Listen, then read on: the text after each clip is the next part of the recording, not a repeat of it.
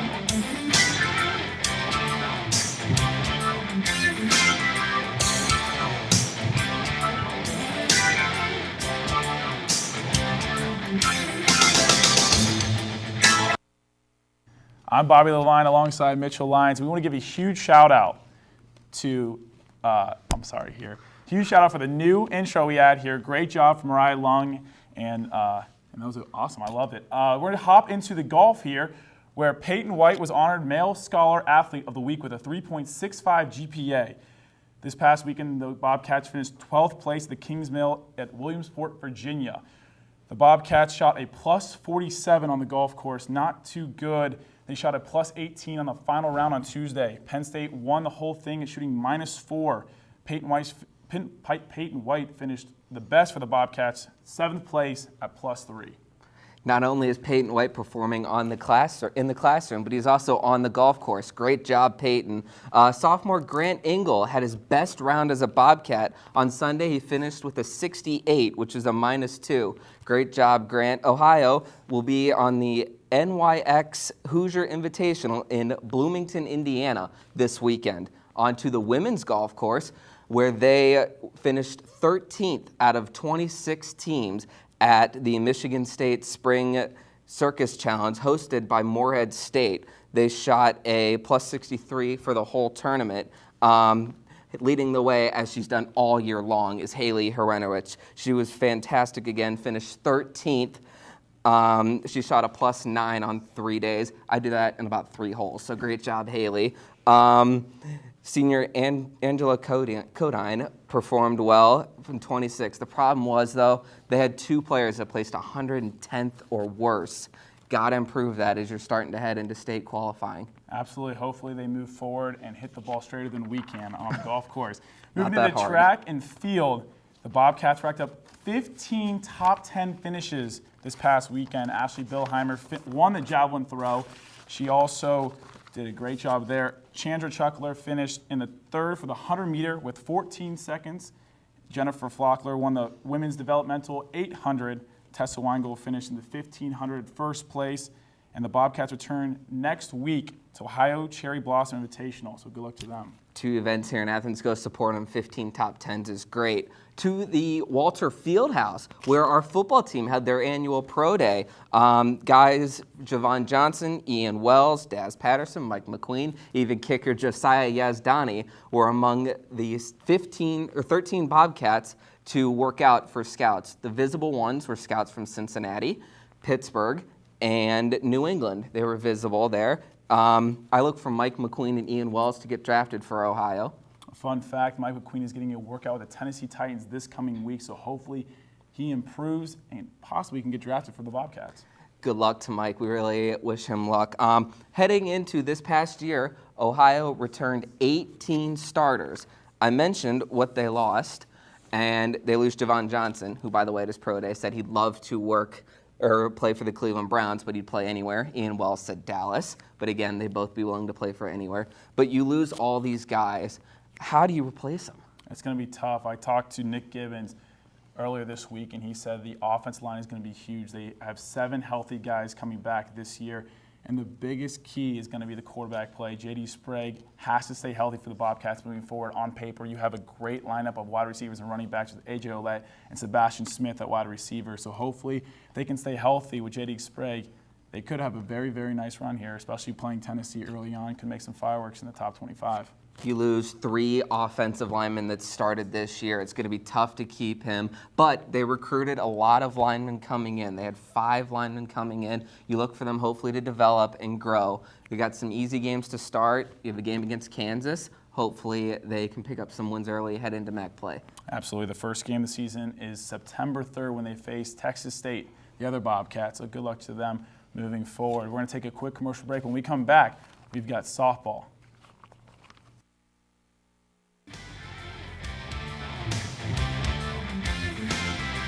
So, I'm kind of new here, but I've noticed a trend.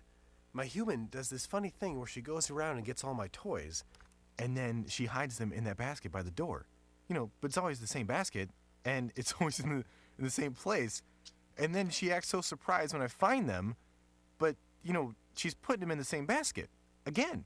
It's like, hello? That's where you put it last time. You were the worst at hide and go seek.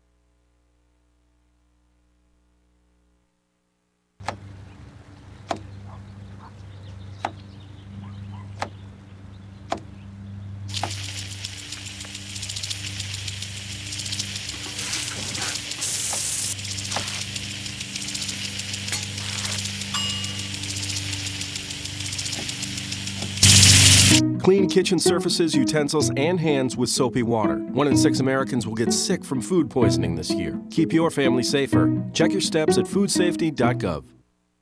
I want to apologize. It is Jenna Weingold and Mariah Lung who had the very beginning video. I got my tongue twisted up there. Now we're jumping into the softball diamond where the Bobcats have started 20-10, 2-1 in the MAC. They just beat the number 12th team in the nation, the Kentucky Wildcats, 1-0 in 8 innings and then lost the following game. What happened? Well, it was in Athens. Pretty rare you get an SEC team to come to Athens, but they played a doubleheader on Tuesday, and the first game was phenomenal. They went 8 innings. In softball, you play 7, so extra innings. Savannah Jo Dorsey, who we're going to get to in a minute, was unbelievable. She was almost untouchable the first game. She pitched a near-perfect game, gave up only 1 hit and no runs in 8 innings of work against the number 12 team in the country. She was great. They had a runner on third in the 8th inning, and Deanna Cole, a slap hitter, they gave her a chance to swing away and hit, and she produced. She said afterwards it was so cool for her to get that trust. She produced. The second game, however, Savannah Jo pitched again, but Ohio lost 3-1 in game 2. Ohio picked up a great win, and hopefully that's a confidence booster. Absolutely. Savannah Jo Dorsey pitched all 8 innings the first game, 11 strikeouts, 0 walks, 1 hit, and faced 2 batters over the minimum. That's an unbelievable stat from a pitcher, and then she went back again the next game and pitched 5 innings. See, with softball, the arm doesn't take as much beating as a baseball, where you have to take a minimum of 5 days off to move and get healed up. So good job from Savannah Jo Dorsey. Expect a MAC Player East Pitcher of the Week award coming up for sure for her. She's won 2 straight, and when I say she's one of the best pitchers in the country, you may think that's wrong, but she has been a stud all year long, and I'm going to show you why in a minute. She has an ERA this year of 1.59. That's 39th in Division I softball. She's got 5 shutouts, which is 6th in Division I. I'm not done yet. She's got 167 strikeouts. That's 5th in Division I, and she's allowed 11 fewest hits per game at under 4. She's been phenomenal all year long, and it's only going to continue as now they're heading into MAC play. Absolutely. It's very weird to see the Bobcats start off 2-1 in the MAC, and then they face an SEC powerhouse like Kentucky. Hopefully that gives them some boost going into MAC play. Right now they're in 2nd place behind a boatload of 3-0 teams, including Kent State, Miami, and Buffalo. Again, 2 years ago, Savannah Jo Dorsey was healthy. They won the MAC. They went to the tournament and lost in the first round there. As long as Savannah Jo Dorsey stays healthy, I expect them to take this hot streak they're on right now and take it all the way to the MAC playoffs and hopefully win the MAC championship. Without a doubt, when you have a great pitcher in softball, you always have a chance. Ohio, not known for their offense. Their best player, Michaela Cooper, is 103rd in the country at batting average at .415. Pretty good. But they rank in the bottom half in the MAC in home runs, total bases, triples, and hits.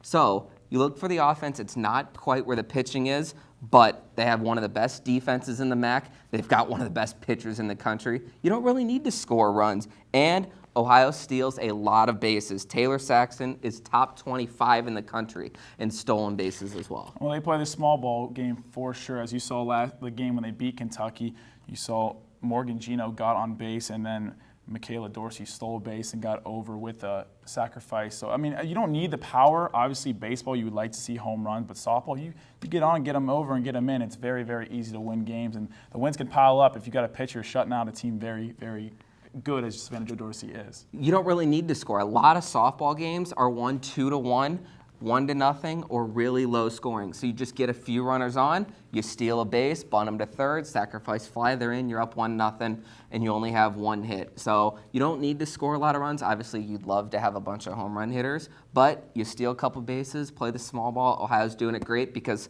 they got one of the best pitchers. You don't have to score a lot of runs. Yeah, this weekend they go on the road to Ball State. Hopefully they get some wins here in the MAC, get them up in that first place category so they can possibly get a nice, easy round, the first round of the MAC tournament. And we'll go from there. I feel really confident moving forward, though. Without a doubt. You've got to love Ohio's chances. They just beat Kentucky. Their confidence is riding really high. So 20-10, now you start MAC play this weekend. Look for Ohio. Ball State's leading their division, but again, it's really early. So pick up a win or two here and maybe sweep them. We'll see. It's here at Ball State, and then next weekend they're at home. So go support your Bobcats. Absolutely. We're going to take a quick commercial break. When we come back, we have John Kosis with baseball. Extended block for John here on Ohio Sports Zone.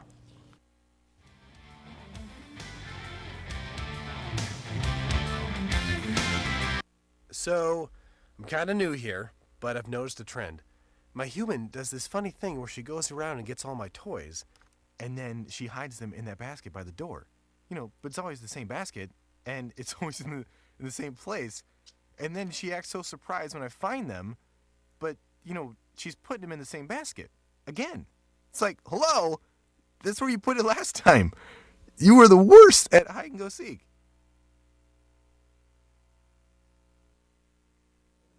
I didn't see you there. Ever wonder what really happens in the world? Ever wonder what the media is keeping from you? Well, look no further than AVW's News Time for all your answers. Ohio University's most reliable source of unreliable news. All news, all the time, none of the facts. All made possible by AVW Productions. You can trust us. We're professionals.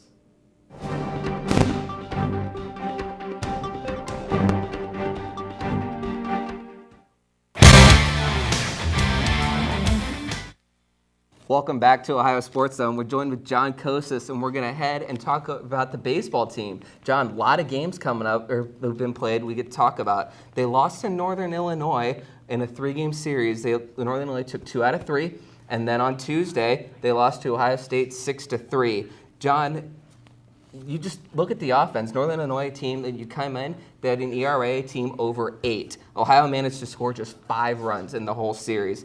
Then Ohio State, you hate to say it, only 3 runs, but they had their chances. What's wrong with the offense? You hate to panic after 4 games, but I find it interesting that you say what's wrong with the offense when over 5 players on the team who are everyday starters are hitting over 300. Now, I do see what you're saying with a lack of scoring runs. Production definitely isn't the problem. Against Ohio State, 3 runs is about what you're going to get. Last year when Ohio went to extra innings against Ohio State, they only scored 4 runs in that game, and it was an 11-inning thriller before it was lost via a grand slam against Logan Cozart, who's now in the Rockies farm system. Okay, but when you're looking at what was wrong against Ohio State, Ohio left 11 runners on base. That's compared to Ohio State's 4 runners that they left on base. In fact, if you look at the 7th and 8th innings, there were runners left on third base and second base in both of those innings. If you're not going to bring someone in from scoring position, you're not going to win a lot of games. Manny DeJesus was the only player during the Ohio State game who had a multiple hit game, and he ended up having his 10th multiple hit game of the season. DeJesus has been a strong player all year long. He actually moved from the infield. He was a shortstop and second baseman last year to center field this year and has made an excellent transition. And it works out very well because Tyler Finkler has been a bit of a surprise candidate this year as the player with the top batting average on Ohio's squad. He's your everyday shortstop now. Last year he was hitting about 200. Now, with the negative stuff out of the way, the bright spots so far, have you said, are the hitting.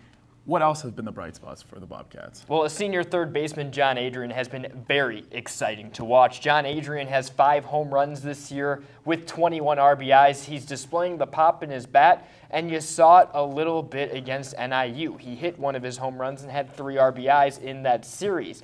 Yeah, you lost 2 of 3 to a team that now only has 6 wins compared to 18 losses on the year. That's extremely disappointing, but you also have to remember the same thing we've been talking about for the Bobcats, who are now 9-11.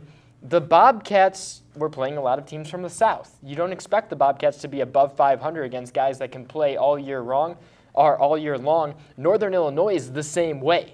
Northern Illinois has snow and bad weather that prevents them from playing during the winter. Well, they're going to start turning around in MAC play. Do I think they're going to be a MAC contender? No. I think that's all Ball State, which we'll see in Muncie, Indiana this weekend. And I think Kent State has a leg up on the competition as well. Oh, opponents are batting .223 against Ohio's pitching. It's one of the best in the MAC. Obviously, when you can't work outside a lot, you do work on pitching. Do you think that'll continue?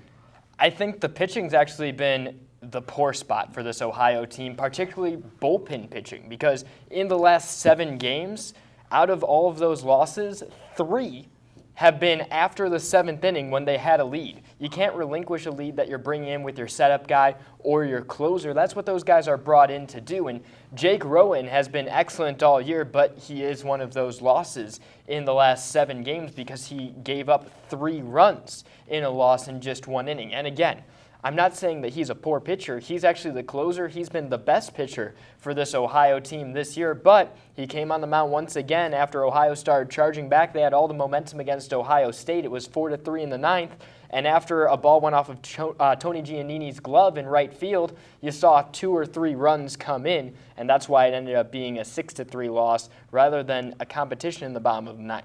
Yeah, he does get the loss, but he did pitch the 7th and 8th inning, setting up the 9th inning where obviously a relief pitcher loses his velocity and gets very tired. Now, if you can look at the stats, who's your way too early MVP for the Bobcats? Man, there are a couple of ways you can go with this. I think Jake Rowan is one of the ways that you can go with this. I think another way you can go with it is talking about freshman Rudy Rott. He's been your primary first baseman this year. He has 4 home runs. You've talked a little bit about John Adrian at third base, a senior who has 5 home runs. But Rudy Rott wasn't a name that you were saying, wow, this guy is a great recruit. This guy is going to make a big difference in the MAC. He was just another freshman who was getting some opportunities early on in the season. Now he's your everyday first baseman. He's batting over 300. He's hitting for power. And he's taking a little bit of a load off for Jake Madsen, who had just graduated for this Ohio team. The final way you could go about this is looking at Tyler Finkler. Tyler Finkler has been outstanding this year. 2 years ago, he played summer ball for the Southern Ohio Copperheads. He's now played 4 seasons at Bob Wren Stadium for the actual Bobcats, and he's just finally starting to get underway. He hasn't been throwing the ball away from shortstop, which was the case for him in his younger career and when he was at Ignatius for high school, and now the bat's starting to come around because the confidence in the field oftentimes brings forth the bat.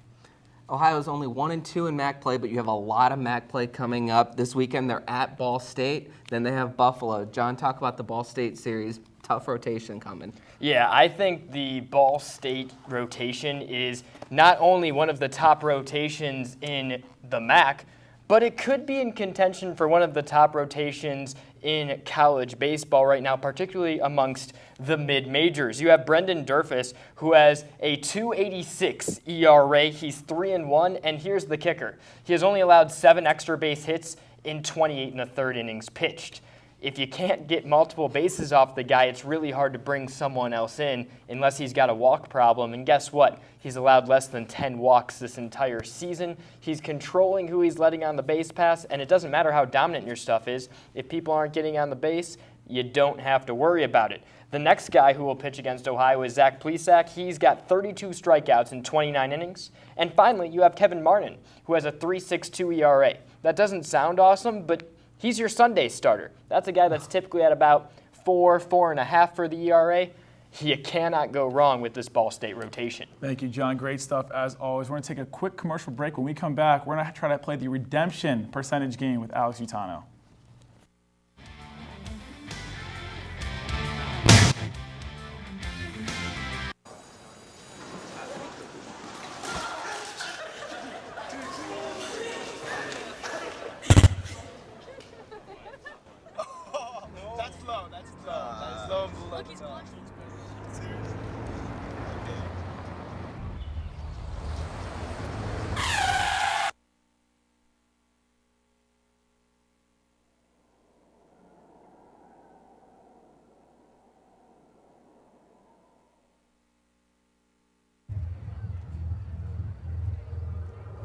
Looking for these?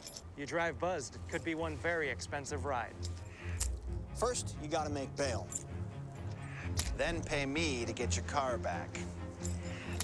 Your insurance premiums will go through the roof. And my legal fees just keep adding up. All told, it could end up costing you $10,000.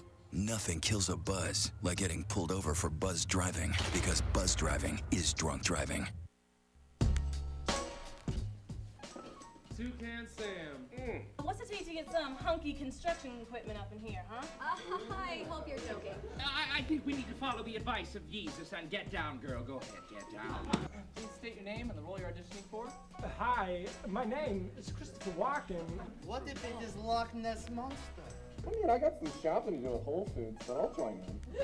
What to my captain? I'm right. I knew I was right.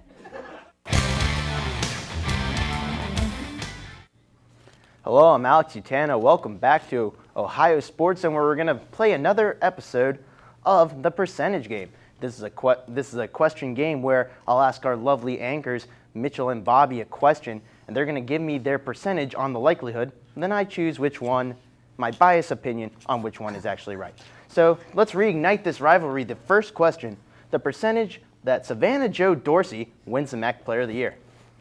Well, I spent half of the second block raving about how great she is, so you got to expect a big number coming up, and I have 75% for Savannah Jo Dorsey. She's won 2 straight MAC Player of the Weeks. She just dominated number 12 Kentucky.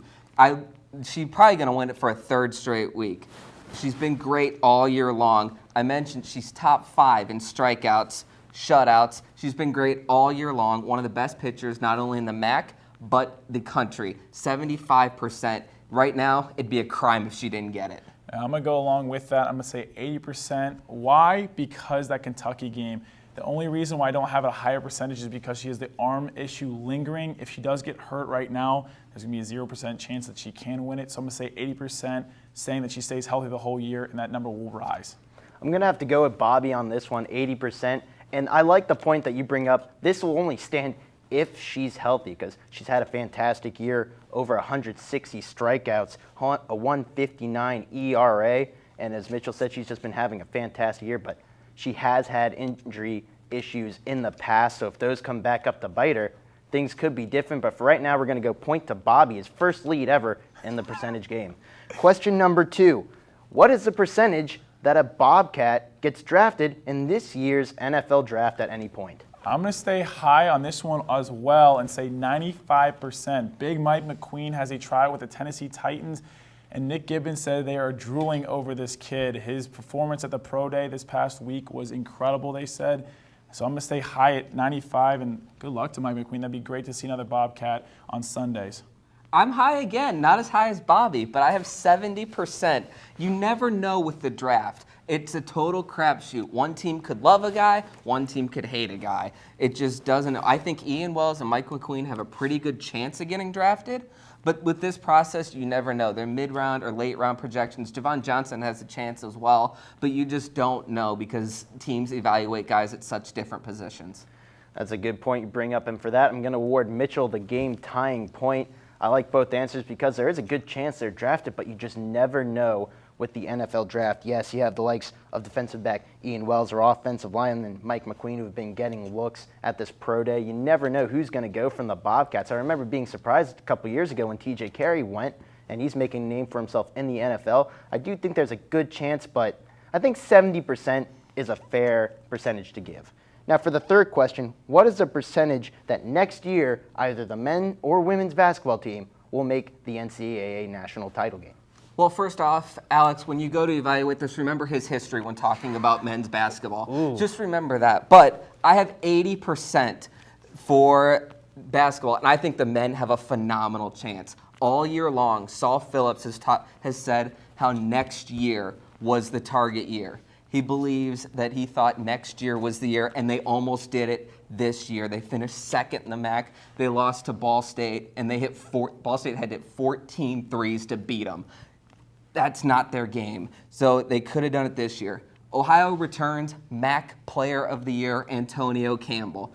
He just won honorable mention All-American. He's a junior. He comes back.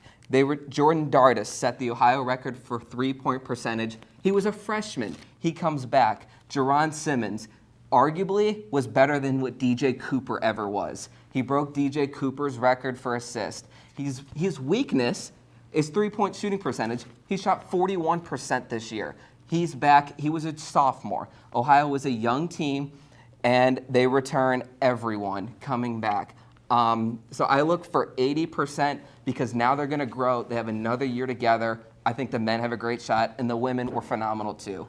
All right, I'm going to try to rebuttal this question as the last time. I did screw up a little bit. Now, this is both men's and women's basketball. The men's team, I will say, could be a 50+%. The problem is they have Jerron Simmons as their only ball handler. And you saw against Morehead State, when he went out with foul trouble, we lost the game, and we could not get the ball across half court with a press. Now, for the women's team, we're losing a couple players. Kiana Black, Lexi Baldwin, and Mariah Harris. Those are three great ball players that Bob Bolden brought in and had it while he came here. It's going to be tough replacing them, but expect Kiera Lampkins and Yamani Jenkins to take over. I'm going to go with a 99% chance that the Bobcats, men's and women's team, one of them makes a tournament run. I'm going to go with Mitchell on this one because I feel like an 80% chance is fair for both teams. And I really do think the men's team has a good chance. Yes, they are losing Treg Setti, who took a step up this year, but Antonio Campbell, Jerron Simmons, this team is going to continue to learn the system, get some new players next year, and I think next year the men's team and the women's team, who have been playing fantastic, have a shot. Now, the final question that we already asked this last episode, but we're going to go with it again. What's the percentage that the baseball team repeats as MAC champions? We'll keep this short and quick. I'm going to say a 51% chance the Bobcats repeat as MAC champions. They lost to Ohio State this past week in a very, very close one. But I think if they get hot at the right time, that's all that matters. You never know. I said 40% last time. I love that number so much, I'm staying the same. I think it was pretty good. And John mentioned about the runs. They're hitting, but the runs aren't coming. Just takes the pitching. It's been okay. Those are good answers, but let's go ahead and award Mitchell the third and final point. Mitchell, you are our winner. And the pitching has just really been a struggle for Ohio. Yes, if it gets hot at the right time, they have a chance, but I'm not sure. That's all the time we have here for Ohio Sports. And for Bobby Mitchell, I'm Alex Utano. Have a great night, everybody.